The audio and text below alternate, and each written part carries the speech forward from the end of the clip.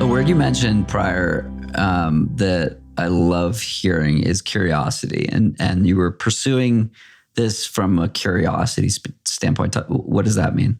Yeah, that's been a driving force since I kind of re-entered the running world. That's where like I really have been focused on, I'm never saying never, which is a good and bad thing. My mom doesn't like to hear that, but I really like to go in. She doesn't want you to do 100. She doesn't want me to do 100, not at all.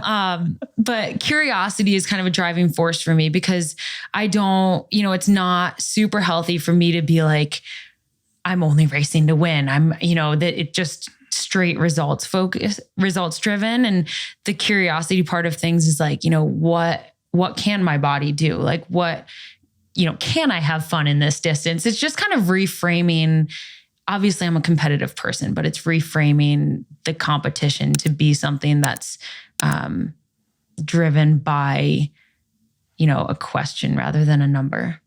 The curiosity aspect is the driver for me as well. I lined up for the mile on Saturday night, like totally oblivious to what was about to happen. Well, you crushed it. That's awesome. It crushed me. I crushed it. I don't know. It's always like that in the mile. Yeah. And so I was talking with Sarah Vaughn on Wednesday prior, and she's like, yeah, the mile starts to burn a little earlier at altitude. And I've raced a mile on the track once, and it was, I ran 5:06 in 2019, by myself as a solo effort. Wow. But I don't know how I paced that. I don't know if I did it right. I just know it burned a lot. And then I get on this start line, and I was so new at it that I sent the video that we produced, my buddy Tony produced, to a bunch of non-front runner friends. I was so proud of it. And their feedback was, man, you are slow off the line. Oh man. So that's it was evident to non-runners how out of my league I was there. But the point is, I stood on that start line truly unaware of what was about to happen. And it was fascinating, right? How often can you think about a time when you don't have any freaking idea of what's about to happen next? It's exhilarating, right? A lot. Yeah, a lot. I mean, a lot of my athletic career to date has been like that. And, I'm a coach now, and I tell people that, and they don't believe me half the time, but I'm serious. A lot of my season last year, which I would consider to be a kind of a breakout season for me, was this, I'm standing on a start line and I have absolutely no idea what's going to happen. I ran this stage race at the end of the year last year, and it was 5 days long, and I'm not an ultra runner and I'm not used to racing that much. And so every single day was a giant question mark. Well, we're just going to see what happens today, and then we'll adjust tomorrow. And I think that's that stage race was kind of a metaphor for life and kind of how I approach it now. How did you approach that stage race? It was very much day by day. I showed up to every single start line and I was like, I am going to allow myself 5 minutes from the gun to, relax and assess the situation and let my body ease into it. And it really worked in my favor. I think it allowed me to be calmer from the line. It allowed me to not let, adrenaline win. And adrenaline is a good thing, but it's also not great when you're racing 3 hours and you don't really want it you don't want it for the first 5 minutes. But it was super, super helpful. And it was just such a great experience that taught me that limits really don't exist, which is kind of scary for both me and my mom. What kind of doors do you think that opens for you? That's where the never say never has come in. People ask me if I want to run 50 miles, 100 miles.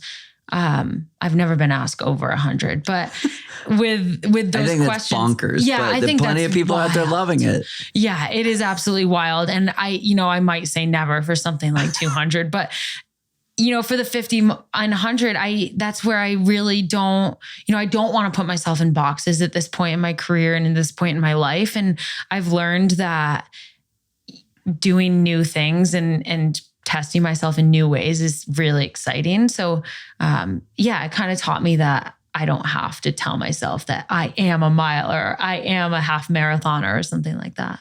And you work with David as a coach, right? I do work with David, yes. So how has the swap approach sort of continued to mold your, right? I think a lot of people listening are familiar with David and Megan, and the athletes that they coach and the approach that they take. And if you're not, go check out their podcast to get a vibe check,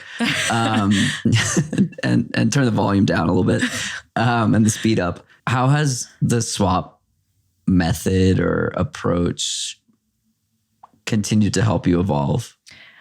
I think the swap approach and David's approach in particular has kind of saved the sport for me in a way. I mean, obviously Andy opened that door for me, but I think it's, I've had, going back to my history, I've had some really bad coaching experiences. I had a really traumatic time in college it was just a very toxic culture. And I think I learned to mistrust, I just didn't really trust coaches and authority. And because I had put all of my trust into them and been failed in the past. And so to have David, who cares so deeply and who is so invested and just constantly rooting for me through the ups and the downs, that's been really, really pivotal to my journey. And it's been super helpful with troubleshooting the obstacles as they come, because obviously it hasn't been a perfect journey since I stepped foot on the trails, but yeah. What's been the most surprising part of that coaching journey? I mean, I think David just shows up every single day. Yeah, I think his presence has really been the most surprising, because it's, I'm not always the easiest person to deal with. That's just the reality of humans, and his patience, and just, he tells me no when I need to hear it. And he also allows me to do some really epic things. So I think that there's this really fine line, and we've created a really great coach-athlete relationship. And it's just been so great for me. And I hope for him too. Well, he rants and raves about you. So I imagine that's, it goes both ways.